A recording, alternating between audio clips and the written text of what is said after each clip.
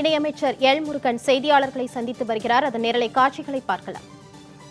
சென்னை மாநகரத்தில் இருந்து கொண்டிருக்கிறது. கடந்த 2 மாதங்களுக்கு முன்னால் காங்கிரஸ் கட்சியை சேர்ந்த ஒரு மாவட்ட தலைவர் அவர்கள் படுகொலை செய்யப்பட்டார்கள். அதனுடைய குற்றவாளிகள் இன்னும் கைது செய்யப்படவில்லை. அதே தொடர்ந்து இன்றைக்கு தமிழ்நாட்டில் ஒரு அதிமுகவினுடைய நிர்வாகி ஓட வெட்ட கொல்லப்பட்டார்கள். கள்ளக்குறிச்சியில் கிட்டத்தட்ட 70 பேருக்கு மேலே கள்ளச்சாராயத்தால் மரணங்கள். இன்றைக்கு ஒரு தேசிய கட்சியினுடைய மாநில தலைவருக்கே பாதுகாப்பு இல்லை.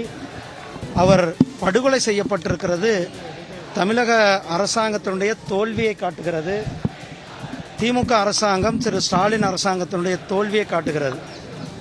சட்டம் ஒழுங்கு சிறிது கூட தமிழ்நாட்டில் இல்லாத சூழ்நிலை தான் இருந்து கொண்டிருக்கிறது. சட்டம் ஒழுங்கை தன் கையில் வைத்திருக்கிற முதலமைச்சர் இதற்கெல்லாம் பொறுப்பேற்க வேண்டும். ஒரு கட்சியினுடைய மாநில தலைவரை கட்சி பணி செய்ய முடியாமல் பாதுகாப்பற்ற சூழ்நிலை, சமூக விரோதிகளால் படுகொலை செய்யப்படுகின்ற சம்பவம் நம்ம தமிழ்நாட்டில் சென்னையில் தான் நடந்திருக்கிறது. இது மிகவும் வன்மையாக கண்டிக்கத்தக்கது. திரு ஆம்ஸ்ட்ராங் அவர்களை இழந்து வாடுகின்ற அவர்களுடைய குடும்பத்தினருக்கு என்னுடைய ஆழ்ந்த இரங்கலை தெரிவித்துக் தமிழக முதலமைச்சர் இதற்கு பொறுப்பேற்று பதவி விலகணும்னு பகுஜன் சமாஜ்வாதி கட்சியை சார்ந்த உறுப்பினர்கள் கோரிக்கை வைக்கிறாங்க. பாஜக இந்த விடயத்தை எப்படி பார்க்க? நானும் அதே தான் சொன்னேன். தமிழக முதலமைச்சர் அவர்கள் இதற்கு முழு பொறுப்பேற்க வேண்டும் என்று தான் நானும் என்னுடைய பேச்சில் சொல்லியிருக்கேன். தொடர்ச்சியாக திமுக ஆட்சி வந்ததுக்கு பிறகு 4000 கொலைகள் நடைபெற்றிருப்பதாக கொள்கை விளக்க குறிப்பிலே குறிப்பிட்டிருக்காங்க.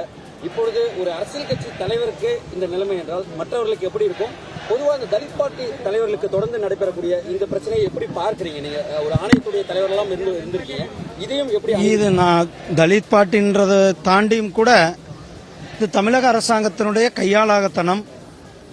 தமிழக அரசாங்கம் சட்ட ஒழுங்கை துளி கூட அவர்கள் மதிக்கவில்லை, சட்டம் ஒழுங்கை பராமரிக்கவில்லை என்பதுதான் இது காட்டுகிறது.